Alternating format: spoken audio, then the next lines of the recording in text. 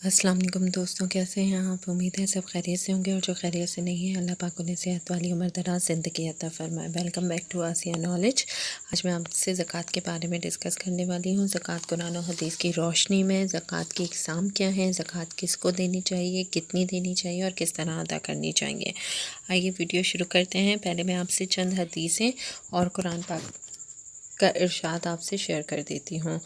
ताख़ीर से ज़कात को अदा करने वाला गुनाहगार होता है। हज़रत मोहम्मद सल्लल्लाहु अलैहि वसल्लम ने फ़रमाया कि मैं मोहम्मद अपने रब की कसम उठा के कहता हूँ, सदक़े से माल कम नहीं होगा। ज़कात अदा करने से कभी भी माल कम नहीं होता, बल्कि उसमें बरकत होती है। आप एक दफ़ा अदा करके देखिए, इंशाल्लाह आपको भी बरकत ही मिलेगी, क्योंकि हमारे प्यारे नबी का कौल है और फिर उसमें कसम भी शामिल है, तो वो कभी गलत नहीं हो सकता। कुरान पाक में 47 टाइम ज़कात का ज़िक्र किया गया है। ज़कात फ़र्ज़ है, इसका इनकार करने वाला काफिर है, ना अदा करने वाला फासिक और जहन्नमी है, और देर से अदा करने वाला गुनाहगार है।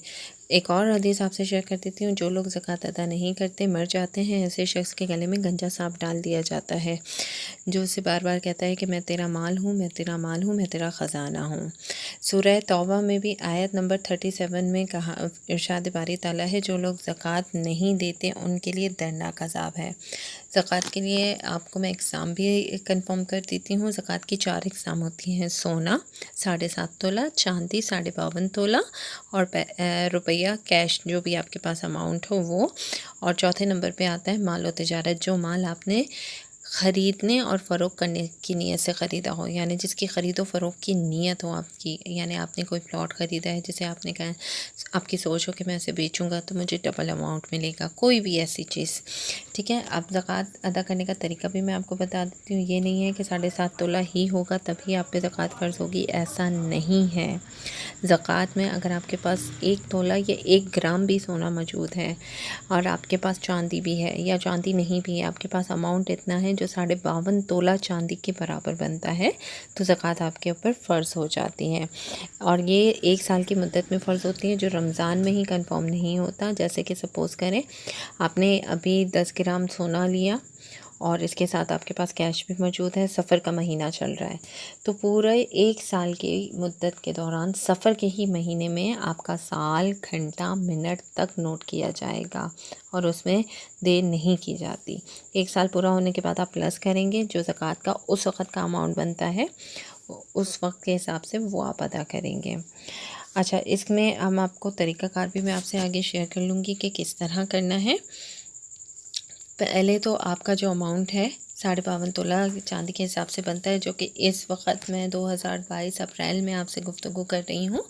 इस वक्त जो सोने की 24 तोला सोने की जो कीमत है उसका, और जो इस वक्त सिल्वर की कीमत है उसके हिसाब से मैं आपसे शेयर कर रही हूँ। इस वक्त आपके पास जो अमाउंट है वो 92,000 यानी 91,560 के मुताबिक होना चाहिए। यानी कि 92,000 के करीब आपका अमाउंट अगर बनता है किसी भी तरीके से, तो आपके ऊपर ज़कात वाजिब हो जाती है। ख़वातीन के लिए ख़ास तौर पे अर्ज़ करना चाहूँगी, जो ख़वातीन कहते हैं कि हमारे पास तो सिर्फ सेट है, हम कैसे ज़कात दें, तो आप पे वाजिब है कि आप अपना सेट तोड़ के उसमें से ज़कात का अमाउंट निकालें। अगर आप ऐसा नहीं करना चाहती तो आप अपने हस्बैंड से उधार लेकर ज़कात का अमाउंट दीजिए या उससे इजाज़त लीजिए। आपकी ज़कात आपको अदा करनी है। हर इंसान को उसकी ज़कात उसके पैसे में से देनी है, क्योंकि हर इंसान को जिस तरह नमाज, रोज़ा, हज का अपना अपना हिसाब कब्र में देना है, इसी तरह ज़कात का भी अपना हिसाब कब्र में देना है।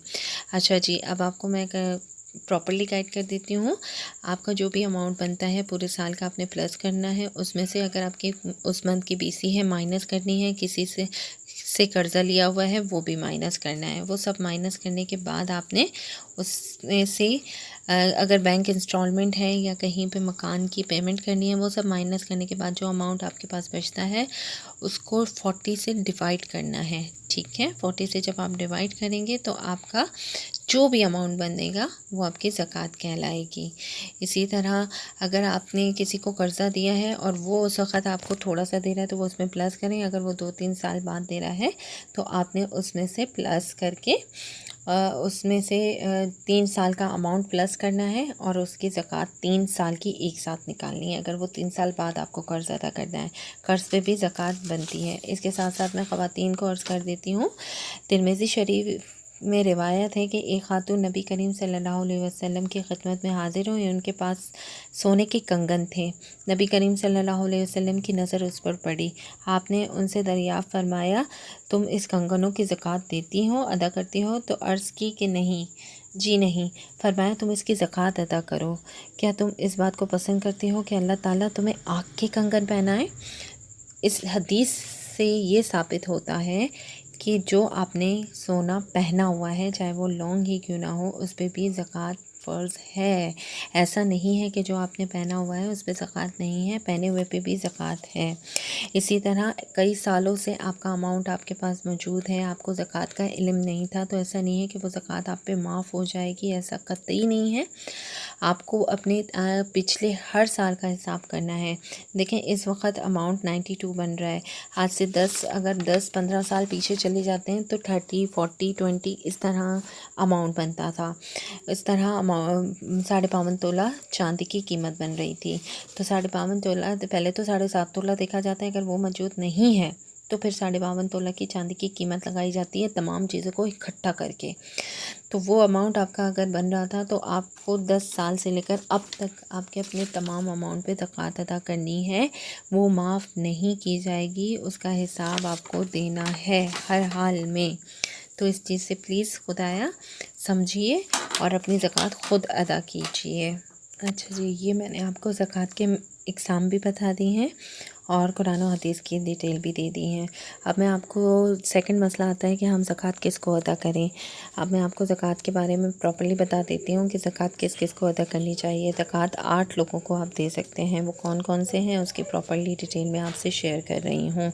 अच्छा, ज़कात को आप इकट्ठा भी दे सकते हैं और थोड़ा थोड़ा करके भी दे सकते हैं। ये नहीं है कि ज़कात आपने एक ही को देनी है। ज़कात को आप थोड़ा थोड़ा भी दे सकते हैं ताकि लोगों के, बहुत सारे लोगों के मसाइल हल हो। और अगर आपको लगे कि एक ही नीति है तो आप उसको भी दे सकते हैं। 8 लोगों में मैं शुरुआत करती हूँ। नंबर 1 पे आता है फ़कीर, जिसके पास कुछ भी ना हो, घर ना हो, खाने पीने की अशिया ना हो, बिल्कुल खाली हाथ हो, आप उसे ज़कात दे सकते हैं। लेकिन इस तरह के फ़कीर बहुत मुश्किल से मिलते हैं। दूसरे नंबर पे आता है मिस्कीन, जिसके पास घर भी है, काम भी है, कमाता भी है, सब कुछ है, लेकिन उसके पास 52.5 तोला चांदी या 7.5 तोला जितना हिसाब नहीं है। तीसरे नंबर पर आता है ग़ुलाम, जो कि आजकल के दौर में मौजूद नहीं है। आप ग़ुलाम को भी ज़कात दे सकते हैं ताकि वो अपने आप को आज़ाद करवा सके, लेकिन आजकल के दौर में ग़ुलाम मौजूद नहीं है। तो आप अपने घर की मासियों को भी ज़कात दे सकते हैं, लेकिन बशर्तियाँ कि वो इस ज़मरे में आती हों, उनके पास इतना अमाउंट अवेलेबल ना हो, 7.5 तोला चांदी या 52 तोला चांदी या 7.5 तोला। चौथे नंबर पर आता है गरीब आता है, जिसने कर्ज़ा लिया हो। कर्ज़े आप उसे भी ज़कात दे सकते हैं ताकि वो अपने कर्ज़े की अदाई कर सके, इसकी परेशानी हल हो सके। 5वें नंबर पे आता है फ़ी सबिलिल्लाह, जो अल्लाह की राह में निकला हो। जैसे तालिबा इल्म मदरसे में मुल्तान, लाहौर वगैरह से आते हैं और यहाँ पे रहते हैं, रिहाइश पसीर होते हैं। आप ऐसे लोगों को भी ज़कात दे सकते हैं ताकि वो इल्म दीन सीखें और मज़ीद आगे अच्छी से अच्छी बेहतरी ला सकें। 6 नंबर पे आता है इब्न सबील, यानी मुसाफिर, जो घर से मुसाफिर हो, जिसने बहुत कुछ अगर लिया भी है और चाहे वो कितना ही अमीर किया ना हो, लेकिन इस वक्त उसके हाथ खाली हों, उसका पैसा ख़त्म हो चुका हो या कोई भी वजूहात हो, तो आप ऐसे मुसाफिर को भी ज़कात दे सकते हैं। 7वें नंबर पे आता है अमर, यानी हुकूमत की तरफ से राइज किया हुआ बंदा, जो ज़कात कमेटी की तरफ से होता है और ज़कात लेता है। आप ऐसे इंसान को भी, ऐसी हुकूमत के उस बंदे को भी ज़कात दे सकते हैं। वो अपने ज़कात के पैसों से ही उसको सैलरी दी जाती है, लेकिन आजकल के दौर में हुकूमत को आप देख सकते हैं किस तरह की है, तो उस हिसाब से आपने फिर ज़कात का भी हिसाब किताब रखना है। आप देख लें, अगर आप हुकूमत को देना चाहें तो उसे भी दे सकते हैं। इसी तरह अब आखिरी है 8वां नंबर, नॉन मुस्लिम। 8 नंबर पर आता है नॉन मुस्लिम। अगर आपको ऐसा गुमान हो कि ये इस्लाम ले आएगा तो उसकी दिलजोई के लिए कर सकते हैं, लेकिन ये इस्लाम गालिब होने से पहले दिया जाता था, अब ये नहीं होता। आप नॉन मुस्लिम को ज़कात नहीं दे सकते। हाँ, आप उसको गिफ्ट दे दें। हमारे इस्लाम में बहुत वसी दीन है, बहुत खुला दिल है। इस्लाम में हम बहुत अच्छी एक मज़हब में हैं। आप उसकी मदद कर सकते हैं गिफ्ट वगैरह देकर। और इसके साथ अब मैं आपको ज़कात की कैलकुलेशन समझाऊंगी। मैंने एक मुख्तसर सी ज़कात की कैलकुलेशन की है शॉर्टली, ताकि आपको समझ आ सके। आपने बस करना ये है कि जिस दिन आप ज़कात निकालेंगे उस दिन आप नेट पे या किसी से कह दें, कोई आपको सर्च कर दें या आप खुद सर्च कर लें कि 52.5 तोला चांदी की कीमत क्या है या इस वक्त गोल्ड की कीमत क्या है। मैंने जो किया है वो आज के हिसाब से हिसाब किया है। तो अभी 52.5 तोला चांदी की कीमत जो अप्रैल में आ रही है वो है 91,560 रुपीज़, 52.5 तोला की। तो आप अपने हिसाब से कैलकुलेट करेंगे। जिस दिन आप कैलकुलेशन करेंगे उस दिन की रेट आपने चेक करनी है, उसके बाद आपने हिसाब करना है। मैंने एक मुख्तसर सा हिसाब किया है, आप इसको देख के भी कर सकते हैं। लेकिन अगर आपका अमाउंट ज़्यादा है या आपको लगता है आप सही से हिसाब नहीं कर पा रहे, तो आप प्लीज़ किसी आलिम के पास जाएं या अपने किसी करीबी मौलवी साहब के पास जाएं, उनसे तस्दीक करें कि मेरे पास इतना अमाउंट है, इसकी ज़कात की कैलकुलेशन क्या होगी। क्योंकि देखिए, ज़कात के मामले में हमें कमी पेशी नहीं करनी। ज़्यादा हो जाए कोई इशू नहीं है, लेकिन कम नहीं होना चाहिए, ताकि हम फ़राइज़ को सही तरीके से अदा कर सकें। आइए मैं आपको ज़कात की कुछ डिटेल कैलकुलेशन करके बताती हूँ, तो प्लीज़ उसे देख लीजिए। बहुत ही सिंपल है, आप ख़ुद भी घर बैठ के कर सकते हैं, जो कि मैं आपको इजीली गाइड कर देती हूँ। अगर आपके पास 7.5 तोला सोना है तो आप पे तो डेफ़िनेटली ज़कात बन जाएगी। अगर सिल्वर 52 तोला है, 52.5 तोला है, तो भी आप पे ज़कात बनती है। आज का जो गोल्ड का रेट है वो 1,29,400 इस वक्त आज की डेट का जो रेट है वो मैं आपसे डिस्कस कर रही हूँ। और अगर आपके पास सिर्फ 1 ग्राम भी सोना है, जैसे कि हम टॉप्स बनाते हैं, ज्वेलरी पहनते हैं, रिंग पहनते हैं, अगर 1 ग्राम भी है तो वो इस वक्त 1 ग्राम की जो रेट है वो 11,094 रुपीज़ है। ठीक है। इसी तरह सिल्वर अगर हम डिस्कस करें तो फ़ी तोला 1,744 रुपीज़ है। अगर हम इसको मल्टीप्लाई करते हैं 52 तोले से, तो इस वक्त जो मेन मुद्दा है वो हमारा ये है कि ये अमाउंट हमारे पास अगर अवेलेबल है तो ज़कात हम पे फ़र्ज़ है। 91,560 रुपीज़ का अमाउंट आज के दिन काउंट किया जा रहा है। अगर 1 साल के दौरान आपके पास इतना अमाउंट अवेलेबल हो जाता है, जिसमें आप ये प्लस करें, यानी कि आपके पास थोड़ा सा सोना, थोड़ा सा चांदी या थोड़ा सा कैश, कुछ भी, चाहे वो कैश अगर आपके पास 91,560 रुपीज़ में पूरे साल यानी 1 साल की मुद्दत में मौजूद होता है, चाहे वो इन तीनों चारों सूरतों में से माल तिजारत हो, कोई प्लॉट हो आपका जो आपने बेचने की नीयत से ख़रीदा हो, इन सब में अगर ये इतना अमाउंट आप कर लेते हैं तो फिर आप पे ज़कात फ़र्ज़ हो जाती है। इतने अमाउंट पे ज़कात फ़र्ज़ हो जाती है और फिर वो आपको हर हाल में देनी है, वरना आप गुनाहगार हो सकते हैं। इसी तरह एक और मिसाल मैं आपके सामने रख देती हूँ। सपोज़ करें आपने जो गोल्ड पहना हुआ है, लॉकेट या चैन या कुछ भी, आपके पास उसके अलावा कोई और गोल्ड नहीं है, सिर्फ वही है और वो आधे तोले के बराबर है। तो वो मिला के उसके बाद अगर आपके पास कैश भी है थोड़ा सा, ये तो एक मैंने मिसाल दी है। घर पे ऑब्वियसली ख़वातीन के पास कैश मौजूद होता है।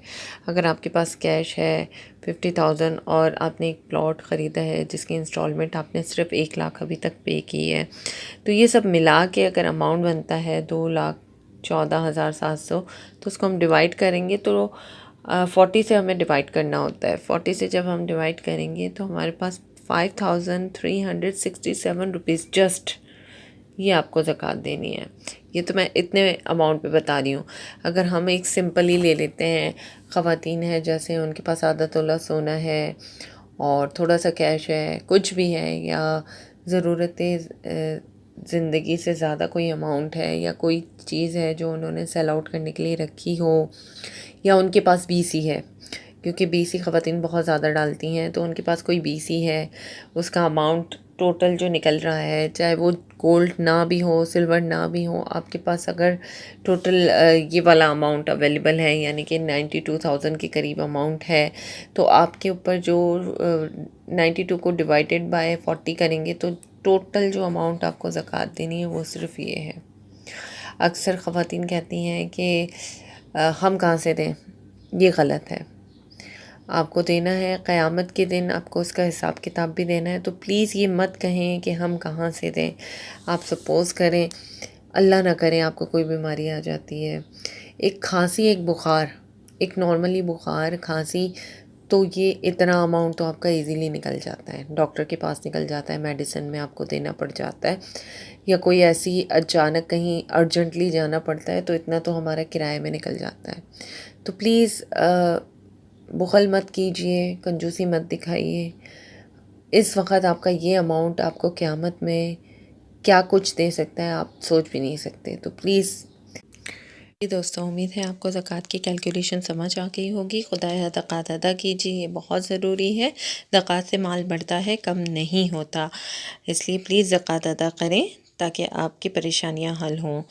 आसिया नॉलेज देखने का बहुत शुक्रिया। मेरे चैनल को सब्सक्राइब कीजिएगा, कमेंट कीजिएगा और बेल आइकॉन को प्रेस कर दीजिएगा। और अगर कोई भी ज़कात के मामले में आपको कोई भी डिटेल समझ नहीं आती तो आप मुझसे कमेंट कर सकते हैं, मैं आपको प्रॉपर्ली डिटेल भी दे सकती हूँ। अपना बहुत सारा ख्याल रखिएगा और खुश रहिएगा। खुश रहना बहुत मुश्किल है लेकिन बहुत ज़रूरी है। आप खुश रहेंगे तो आपको देखकर आपके घर वाले भी खुश रहेंगे। अपने आप को खुश रखें, मुतमईन रखें और टेंशन फ्री रखें। आसिया नॉलेज देखने का बहुत शुक्रिया। अल्लाह हाफ़िज़।